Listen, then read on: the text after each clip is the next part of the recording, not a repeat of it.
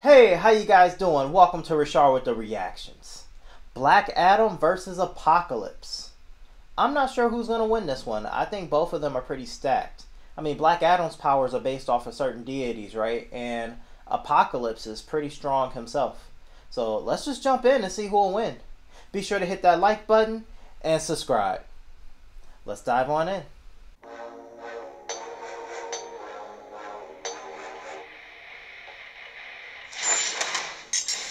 Alright, here we go. Black Adam, DC's ferocious champion of Shazam.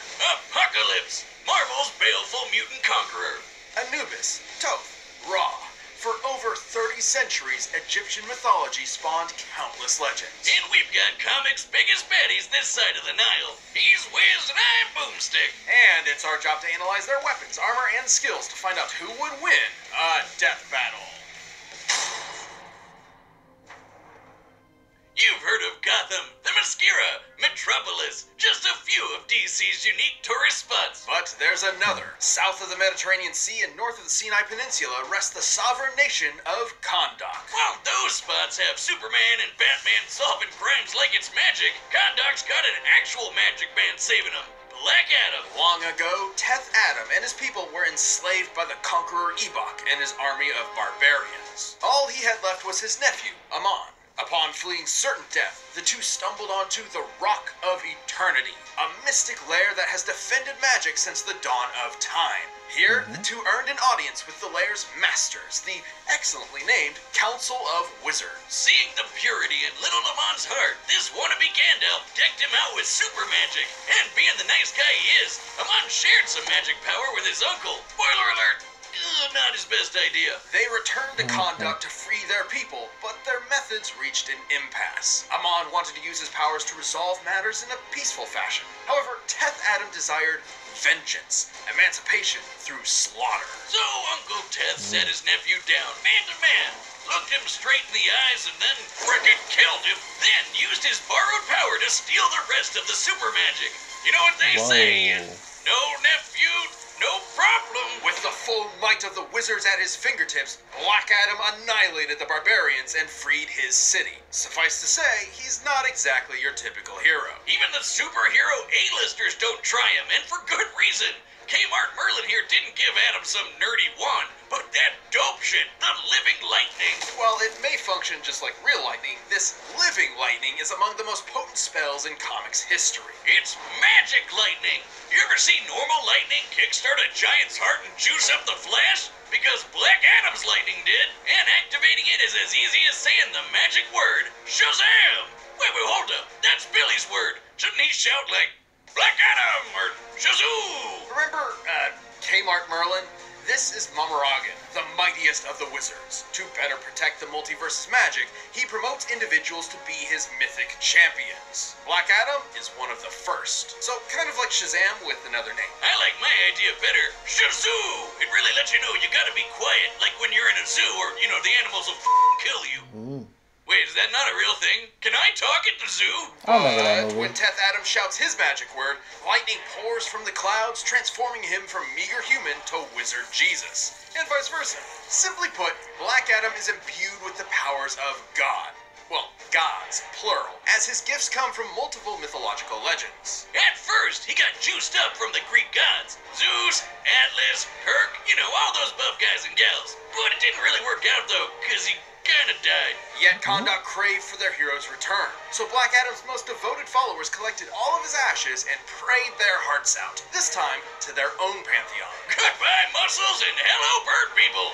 Black Adam was reborn, now with the powers of the Egyptian pantheon. Gods like Shu, Amun, and Horus gave Adam the basics. Super strength, speed, flight, and an undying body. But the real magic's with the other three. The power of Aten channels the living lightning throughout his entire body for combative purposes, and the wisdom of Zehuti improves Black Adam's strategic thinking. It's a council of knowledge from the gods that clues Black Adam in on how to defeat his enemies. Like, for instance, when evil Joker Batman drove Billy mad, Billy went all King Shazam on Kahndaq. But guess what? Zehuti had Black Adam instinctively lead Billy into a trap to destroy his ass with the power of Sunday prayers. Hallelujah! Holy shit! And finally, the courage of Mehen. Besides minor healing and resistance to mental attacks, Mehen's power granted Black Adam an indomitable will. It's got him through some really rough patches. His family, dead. His country, wasted. His wife got revived. She turned to stone. You can knock him down, sure, but he ain't staying there. Mehen helped make Black Adam a non-wavering and decisive leader. The whole world can turn against him, but he would not care so long as Kahndaq is safe. To reach those ends, he's partnered with the Justice Society of America, the Society of Supervillains, and even the Justice League. He's Rubbed been elbows everywhere. with Superman one day and Lex the next. So, is Black Adam a good guy or a bad guy? Neither. Only the side that benefits his people matters. He's not concerned with morality, and his brash nature is frequently misunderstood. It's what led to the entire JSA jumping him. Twice. And they still couldn't check him. Adam's just built that different. Black Adam caused sandstorms with a single clap, pushed the moon, and killed the 4 horsemen of the apocalypse. One time when space cultists came a-knocking on Earth, he fought side by side with his best bro, Sinestro. Afterward, when the Yellow Lanterns dipped and took their rings with them, Sinestro let Black Adam keep the one he got. Now that's a bromance. And can I just say, Black Adam makes a mean lightning tiger. He murdered the Council of Wizards and later endangered Momorgan himself. And the Almighty Wizards are part of the Quintessence, basically DC's gods who watch over the multiverse. No surprise, since Black Adam effortlessly broke Spectre's body, another Quintessence person. Sure, he's torn off Hawkman's wing and tried to kill Wonder Woman, but through the eyes of his people and loved ones, Black Adam is a hero. A moment's gaze from their idol is all they need to carry on living. So invaders beware, no one's truly safe from the true, savage champion of Shazam. Of course his people like him. Those are who he's been protecting all this time. Apocalypse found some space tech that belonged to Celestials, basically Marvel's gods. Despite its amazing potential, he wasn't able to make use of the technology until the time traveler Cable showed up to kill him. Instead, Cable accidentally infected Apocalypse with a techno-organic virus, a disease that turns organic matter to futuristic technology. Turns out, this is exactly what Apocalypse needed to access the Celestial tech. With the promise that he would repay the Celestials later, he was bestowed a gem that would change the game forever. This is a Death Seed, a celestial artifact with the purpose of leading Earth into a higher evolved form. How did he promise them that he'd pay them back? Did he just write them an IOU or something? Into one of Apocalypse's horsemen, a being of incredibly fatal power. Don't forget about that techno-organic virus either. Controlling the virus means controlling all technology with your mind. Cable couldn't tame it, but Apocalypse's power is so vast, he had no issues controlling it. So, take a god pyramid, add a super tech virus, multiply the X gene, and what do you get? An Apocalypse who is unrecognizable from his meager past. With these 3 under his command, any superpower you can think of is now at his disposal. Apocalypse can teleport, blast all sorts of energy, turn invisible, regenerate limbs, read minds, and friggin' fly. Look at him whiz! He's got his hands behind his back and he just doesn't give a shit. And most impressive is his ability to siphon energy. He once absorbed Cyclops' laser with his bare hand, the same laser that can split planets. It wasn't long before the virus incorporated technology into his molecules. With mere thoughts, he can construct fake bodies, entire robot armies, and even morph himself into a kaiju. At his peak, virtually no one stands a chance. On a bad day, Apocalypse bodied 6 of the strongest X-Men in a minute. His telepathy alone contends with Jean Grey, one of the greatest psychics in Marvel. He's out-muscled and out-paced both Hulk and Thor. And we all know how crazy those two are. We're talking about heroes able to destroy the Marvel Universe, and in an alternate timeline, Apocalypse even slaughtered a Celestial with his bare hands. His bare friggin' hands! Wow, way to pay him back for that solid they did you, bro. With that Death Seed in tow, it's hard to attribute Apocalypse as anything but a force of nature, especially when said Death Seed has mutated beings capable of fighting the Phoenix Force, a cosmic entity and the primal force of life. In fact, Dr. Doom claims the Death Seed is directly comparable to the Phoenix itself. So much pain, so many bodies. Apocalypse is an agent of war and has the scars to back it up. And even when someone manages to take him down, so long as he's got blood, metal, and that Death Seed, he'll just keep coming back again and again and again. Ball would be proud. For what is more inevitable and more dramatic to the annihilation of humans than the apocalypse himself? Alright, the combatants are set, and we've run the data through all possibilities. It's time for a death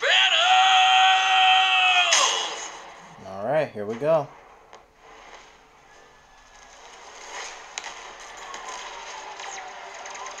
Oh yeah, I guess Apocalypse would pull up on Kahndaq eventually.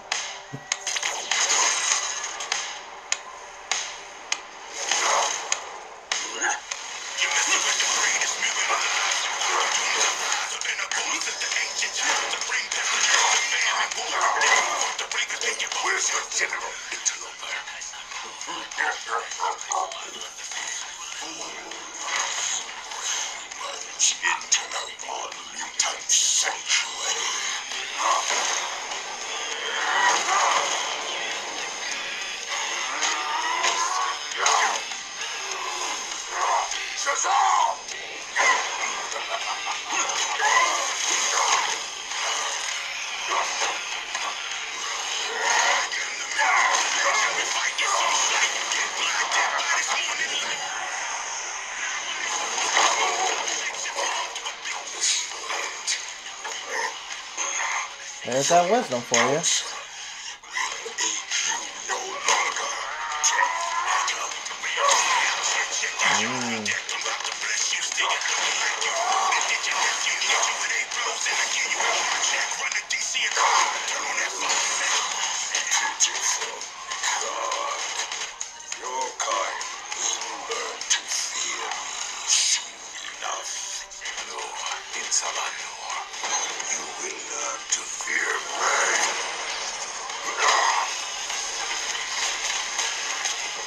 Oh wow.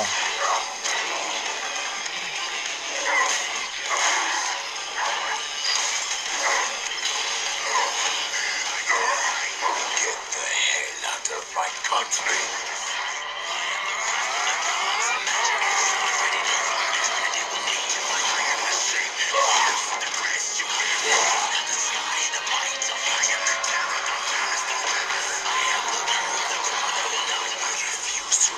My home to you heretics! Shazam! Your hubris has failed to death, Adam. Shazam! Oh, shit! Well, there's that.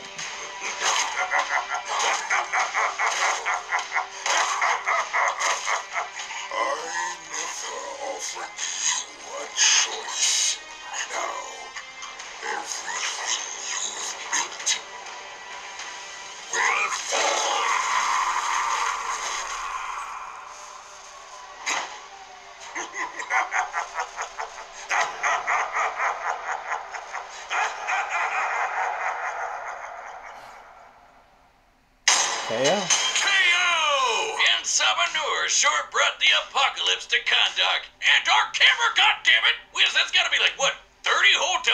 Fuck, man. This result surprised us. For what it's worth, both Black Adam and Apocalypse displayed ludicrous levels of godlike ability. Both of their power supplies compared to cosmic beings like the Phoenix and Super Gandalf. And both fought heroes like Thor and Wonder Woman. Right, the victor could not be deduced by strength and speed alone. Rather, it depended on how their abilities countered each other. In that regard, Apocalypse held many advantages. For starters, he could one-up the living lightning. For almost any power Black Adam had, Apocalypse had a better version of it, and then some. Frankly, half of Black Adam's pantheon granted him abilities that Apocalypse possessed through his mutant genes alone, notwithstanding all his other abilities from Celestial Tech, the Techno-Organic Virus, and the Death Seed. Well, Black Adam did have something Apocalypse didn't. The wisdom of Sahuti, Big Brain God, could definitely clue him in on that Death Seed stuff. And without a Death Seed, Apocalypse would not have fared nearly as well against Black Adam's strength and tenacity. So to win, Black Adam would would have needed to figure out how to destroy the Death Seed, but Apocalypse could defend against that and had way more options for his own victory. His telepathy got the best of Jean Grey, and there's no reason Apocalypse couldn't mind-read Black Adam. The courage of Mehen may have safeguarded him from mental attacks, but it never made him immune to telepathy outright. But most importantly, Apocalypse could absorb all of Black Adam's energy powers and turn him right back around. The living lightning may be enchanted, but it is still lightning. Its frequently displayed properties of ionized energy.